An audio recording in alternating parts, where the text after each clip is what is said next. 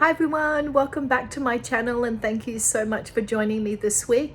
So this week I thought I would just give you a few highlights from my first trip overseas since the pandemic. So I hope you enjoy it.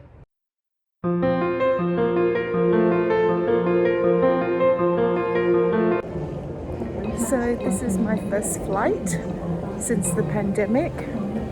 And I'm in Hong Kong airport. Everything is shut.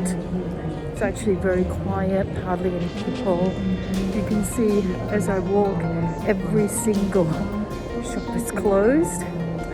I'm on quite a full flight actually because I think a lot of students are going back. But it certainly feels very strange to be at the airport after so long.